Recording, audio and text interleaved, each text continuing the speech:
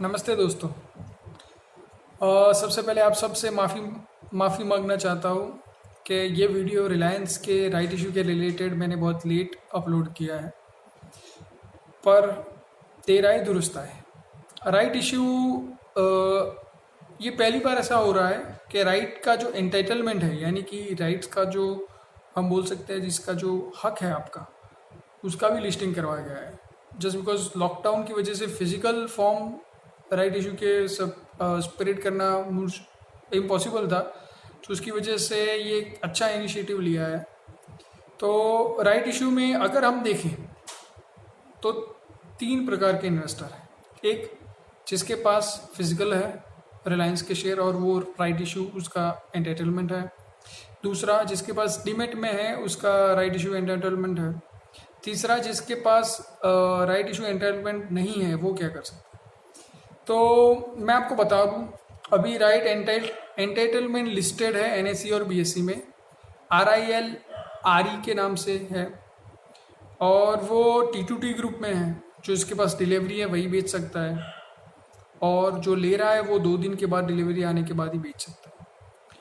Price 220 के करीब है और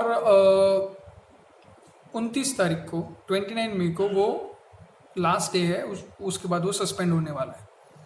तो जो भी आदमी जिसके पास राइट इशू का एंटाइटलमेंट नहीं है, उसे बाय करना है, तो उसके लिए 29 में वो लास्ट डेट होगा, और जिसके पास है उसे बेचना है तो 29 में लास्ट डे है। क्या कर सकते हैं? तो सबसे मैं पहले बोलूँगा फिजिकल शेयर होल्डर। बहुत कम लोग हैं, लेकिन उनके लिए उनके क्वेश्चन का आंसर देना ज़्यादा ज़रूरी है। जैसे कि आप जानते हैं कि कारवेन एक वेबसाइट बनाए, डेडिकेटेड वेबसाइट ही है जो रिलायंस का राइट इशू हैंडल करता है। और उस वेबसाइट में आप सबसे पहले अपना mobile number, mail ID update करवाना है। उसके बाद आप अपना डीमैट अकाउंट डिटेल्स अपडेट करवा सकते हैं। उसके लिए आपको एक क्लाइंट मास्टर रिपोर्ट चाहिएगा और एक पैन कार्ड का सेल्फ अटेस्टेड कॉपी चाहिए। वो लोग करने के बाद वो 2 या 3 वर्किंग डे में आपको रिप्लाई देंगे। अगर आपकी मैच हो जाती है प्रोफाइल, तो वो राइट इशू एंटाइटलमेंट आपके डीमैट अकाउंट में ट्रांसफ़र कर देंगे। अगर आप नहीं किसी हिसाब से ये सब कर पाते हैं, तो जैसा कि ऑफर लेटर में बताया गया है, वो शेयर होल्डर जो फिजिकल शेयर होल्डर जो राइट इशू एंटाइटलमेंट नहीं ले पाएंगे, उन सब के लिए उनके बिहाफ पर कंपनी जो राइट इशू का लास्ट प्राइस होगा वो सोल्ड कर देगी, वो सारा मार्केट में बेच देगी जो लिस्टेड है, और वो जो पैसा आएगा उसको एक एस्क्रो अकाउंट में 6 महीने के लिए डाल देगी। उसके बाद अगर आप क्लेम करोगे तो उस अकाउंट में से आपका पैसा निकाल के आपको दे देगी। तो ये एक अच्छी उन्होंने फॉर्मूला सेट की है फिजिकल शेयर होल्डर के लिए। जिसके पास डीमेट फॉर्म में है वो क्या कर सकते हैं, एक 1 पेजर फॉर्म है जो आप ऑनलाइन डाउनलोड कर सकते हैं। आसमा की तरह है, उसे आसमा आईपीओ फॉर्म की तरह उसे फिलअप करना है और आपकी आसमा बैंक में दे देना है। आपका काम फिनिश। आप ऑनलाइन करना चाहते हैं तो उसके लिए भी वेबसाइट बनाई है, वहाँ जाके आप भीम से भी आईपीओ भर सकते हैं। वो प्रोसेस भी बहुत ही आसान है। आपको जस्ट आपका CDSL या NCDL का डीमैट अकाउंट नंबर डालना है, उसके बाद मोबाइल नंबर और वो वगैरह, उसके बाद आपका एंटाइटलमेंट कितना है वो डालना है, और आप कितना एक्स्ट्रा शेयर लेना चाहते हैं वो डालना है, और वो फिर आपको भीम की वेबसाइट पर ले जाएगी और आपको भीम आईडी देगी, आपको पूछेगी, और वहाँ से आप अपने भीम के ऐप पर आपका नोटिफिकेशन आ जाएगा और पैसा ब्लॉक हो जाएगा। जिसके पास नहीं है, तीसरा जिसके पास है और नहीं है, उस दोनों के लिए अहमियत रखता है कि जिसके पास नहीं है उसे क्या करना चाहिए, उसको क्या मार्केट में से राइट एंटाइटलमेंट लेना चाहिए। देखिए, ये जो प्रीमियम 220 रुपया चल रहा है उसके पीछे का फॉर्मूला क्या है, गणित क्या है। सभी लोग यूजुअली ऐसा बोलते हैं कि जो प्राइस डिफरेंस है 1257 में राइट इशू देने वाला है और 1440-50 चल रहा है, उसकी वजह से प्रीमियम है, और वो भी एक रीज़न है, लेकिन वो पहला रीज़न नहीं है। सबसे पहला रीज़न ये है, अगर हम देखें तो राइट इशू आप जब पार्टली पेडअप है और वो आपको फुल्ली डिविडेंड पेएबल होगा, यानी कि आप शेयर होल्डर ही हैं, आपको उसी हिसाब से ट्रीटमेंट मिलेगा, आपको जो नॉर्मल शेयर होल्डर है उसके हिसाब से ही डिविडेंड मिलेगा। एक बात वो है, उस उन्होंने दूसरी टाइमलाइन भी दे दी है, जैसे कि अगले साल मई में वो दूसरा इंस्टॉलमेंट मांगेगी और नवंबर 2021 में फाइनल इंस्टॉलमेंट मांगेगी। सो तब तक के लिए आपके पास अगर मेरे पास नहीं है रिलायंस, मैंने 220 रुपया पर उसका राइट एंटेलमेंट लिया, 314 रुपया 25 पैसा डाल के वो मैंने राइट भी लिया, तो मेरा अगर हम देखें तो कॉस्ट आता है करीब करीब 550, जो अभी के करंट प्राइस के हिसाब से 1/3 है। तो 1/3 प्राइस पर मुझे इक्विटी होल्डिंग मिल रही है, डिविडेंड मिल रहा है और फ्यूचर अप्रिसिएशन मिल रहा है। रिलायंस का मेन शेयर जितना बढ़ेगा उतना ही वो पार्टली पेड अप का शेयर भी लिस्टेड होने वाला है, वो भी मिलेगा।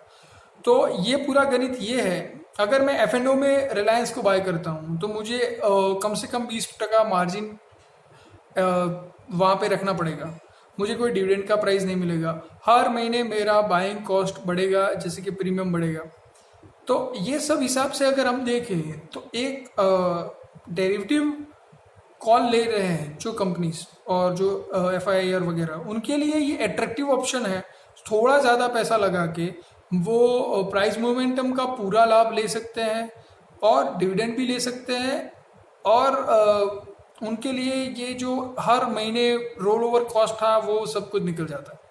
तो उसकी वजह से अगर हम देखें तो पूरा राइट इशू पूरा होने वाला है नवंबर 2021 में, तो उसका जो हम पीरियड काउंट करते हैं तो वो 15 महीने का पीरियड है।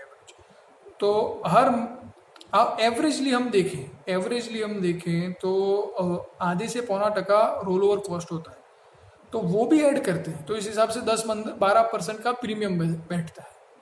तो जो बंदा आज फ्यूचर में रिलायंस का पोजीशन ले रहा है उसके लिए ये ऑप्शन एट्रैक्टिव है, तो उसकी वजह से डिमांड है।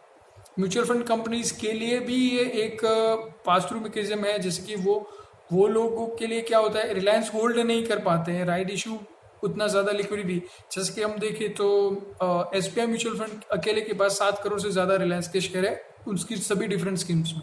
तो वो सारा पैसा 1257 के हिसाब से इतना पैसा डाल नहीं सकती है रिलायंस में, क्योंकि इनफ्लो नहीं है, इनफ्लो है तो भी एक अकेले रिलायंस में नहीं डाल सकती।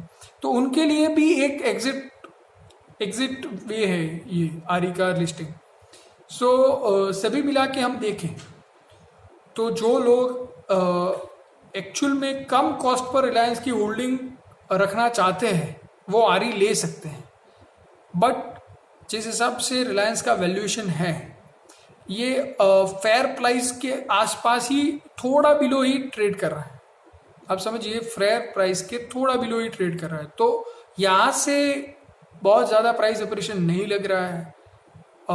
मेरा कंसर्न ये रहेगा, रिलायंस RE में अगर जिसके पास भी RE का एंटरटेनमेंट है उसको एक रिस्क कॉल लेना चाहिए, उसको रिलायंस RE बेच देना चाहिए और उसका जो पैसा आ रहा है वो आइडिया में लगाना चाहिए, क्योंकि आइडिया अभी थोड़ा स्ट्रॉन्ग परफॉर्म कर रहा है और लग रहा है कि सरकार चाहती है कि 2 कंपनियों की मोनोपोली ना रहे, तीसरा प्लेयर रहे, वो आइडिया को सपोर्ट करेगी, उसका चांसेस ज़्यादा है। और जिस हिसाब से जियो ने प्राइस बढ़ाए उसके पैकेज के, उस हिसाब से सभी लोग प्राइस बढ़ाएंगे तो ऑपरेटिंग लेवल पर भी उनके ऊपर जो स्ट्रेस है वो कम होगा। मुझे लग रहा है कि कोई भी क्लाइंट को जिसके पास रिलायंस RE एंटरटेनमेंट है उसमें एग्जिट होके आइडिया में पैसे लगाना चाहिए। आइडिया आपको रिलायंस RE की बदले में ज़्यादा रिटर्न देगा। ये मेरा फाइनल कॉल है, आखिरी डिसीजन क्लाइंट का होता है। ऑल द बेस्ट, शुभ रात्रि।